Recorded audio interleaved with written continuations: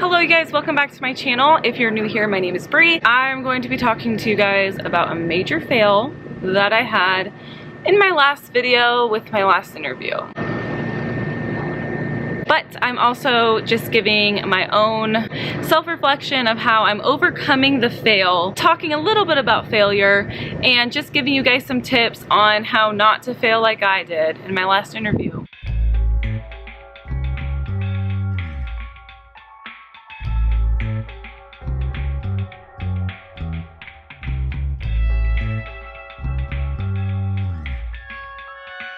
My main intention with these videos are hopefully if you are looking for a job or if you're a new teacher, again, looking for a job. This just gives you a nice idea of what districts are asking and what not to do. And I'm being lighthearted with it, but basically last week I posted a video and it talked about another interview I had. And I gave the interview questions and I gave the interview answers, and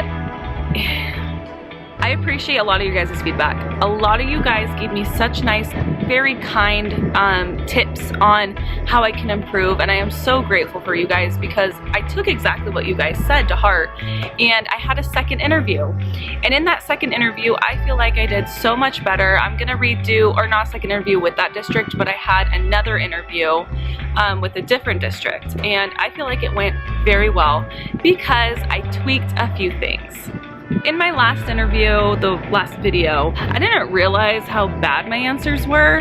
I just was, you know, overthinking it, and that's kind of how I've been through this whole job search. I've been overthinking it, and yeah, thought my answers were good. They really weren't the best. I mean, they weren't terrible, but they definitely weren't the best. I do want to invite you guys over to my podcast. I filmed or I guess I should say I recorded a podcast episode all about failure.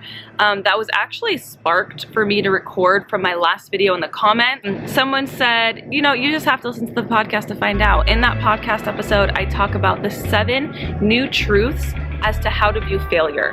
How to view failure as a way of new opportunity, new ideas, and how it literally leads you to success. You have to fail in order to succeed. I get a little bit more deeper into it in my podcast, so go ahead and look over there at High Vibe Teaching. Here's what it looks like right here. Honestly, I was pretty embarrassed for a couple days about my responses in general and like the comments, and I was just like, oh my gosh, I am extremely embarrassed, but I'm taking it as a learning opportunity, and I decided to take action and change things up.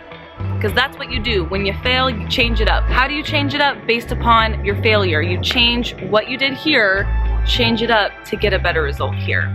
So this is what I did. First thing I did is I took a notebook and I wrote down the questions that I have been previously asked in previous interviews. I'll leave my playlist down below. I wrote them all out and I talked with my other teacher friend and we went through the answers together. I'm telling you guys, I don't know what it was or why I was overthinking it.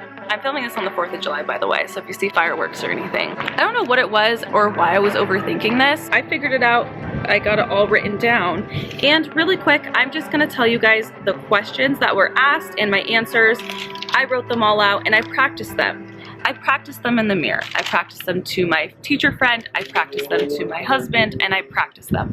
And that is something I wasn't doing. All right, the questions they asked were, how do you support diversity in the classroom? And in my answer, I just talked about being intentional by supporting every student and their family's culture into my classroom by creating a safe place for students to come and talk and feel like they could be themselves, and supplementing the curriculum wherever I need to fit in the gaps of where I say, or where I see, ooh, I know this student celebrates this, so why don't we sprinkle that into the classroom? Being diverse for all learners, how I give balanced assessments, and how I differentiate my classroom instruction. I also talked about differentiate instruction, like small group, whole group. The next question was explain 3 teaching strategies and why I chose them. So I just talked about CRA, which is a math strategy.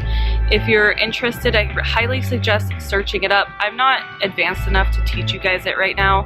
I have to at least teach it in the classroom, you know, in person, to feel like I can tell you guys more about it.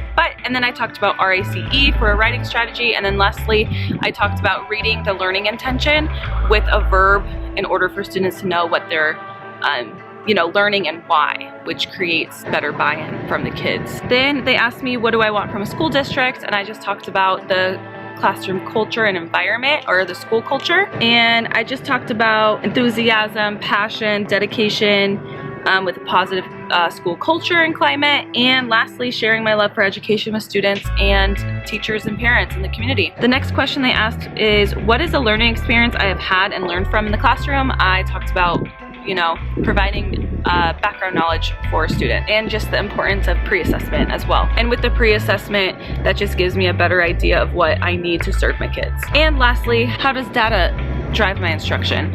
And I just talked about the importance of the balanced assessment options that I like to use, which is Jeopardy with games, Kahoot, quizzes, maybe paper-based, constructive response, error analysis.